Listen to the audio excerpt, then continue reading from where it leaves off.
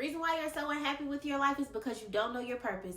You don't know your power and you don't know your worth because you have not identified your gifts. But don't worry.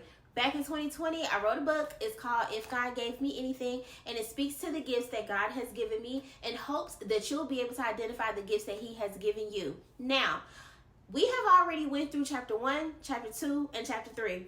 Today, we're moving on to chapter 4. So if you have not seen the recap or the summary of those chapters, I advise you to go back, look back on my page, and look at those chapters.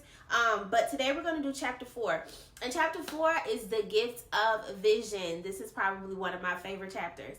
Even though I walk through the valley of the shadow of death, I fear no evil, for you are with me. Your rod and your staff comfort me. Psalm 23:4.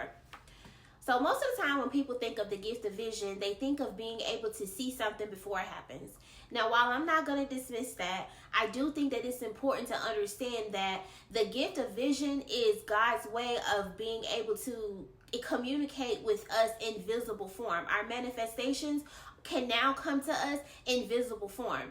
And I think it's important for us to celebrate these special visions and to acknowledge the presence of a vision. But I also think that it's important for us to not misappropriate this gift and not misappropriate these visions. For some of us, our parents or guardians had bigger plans over our life. They had visions of us being doctors and lawyers because back in their time, attaining those specific careers equated to being successful. My mother wanted me to be a pediatrician for a long time, and I thought that that's what I was going to be too. As I got older, I realized that her vision for my life was not my vision. So I want you to understand that having visions is a wonderful thing, but you got to be able to do 3 things with these visions. You have to be able to understand them, you have to be able to interpret them, and you need to be able to respond to these visions in a way that is in according to the scripture. If you have a vision of something, but it's not in according to the scripture and it goes against scripture, then that vision has not been sent by God, which means it's not going to manifest in the way in which you think it is because it wasn't sent by God.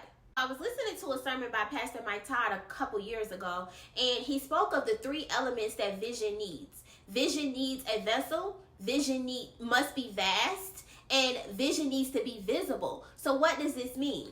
Vision needs a vessel. Vision needs someone that is committed to seeing the vision all the way through. Vision must be vast.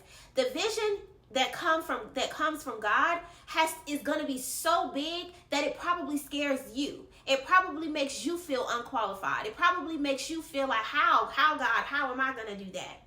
Vision must be visible. When you see these things and you get these visions, people who have this gift need to write down the things that they're seeing.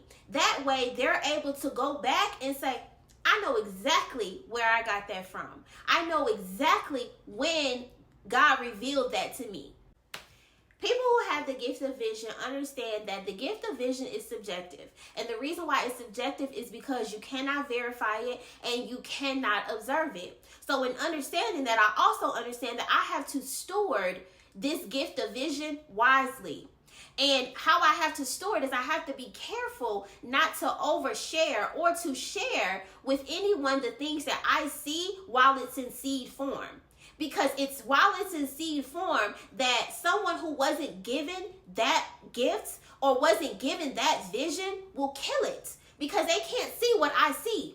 So they will convince me that I didn't have this vision or try to interpret a vision that wasn't given to them, and they'll do it incorrectly. So you have to be mindful of how you share your gifts and your visions.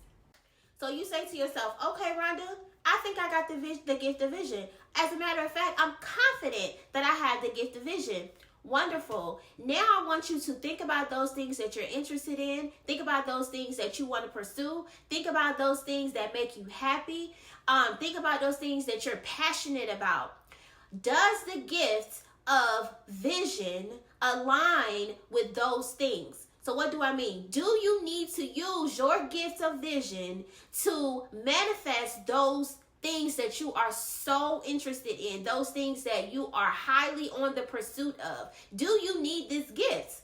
And if you do need this gift, do you need to be able to see things? Do you need to be able to have visible manifestations from God in order to walk in purpose? Do you need that? And if you do, then this is a good sign that you're on the right track.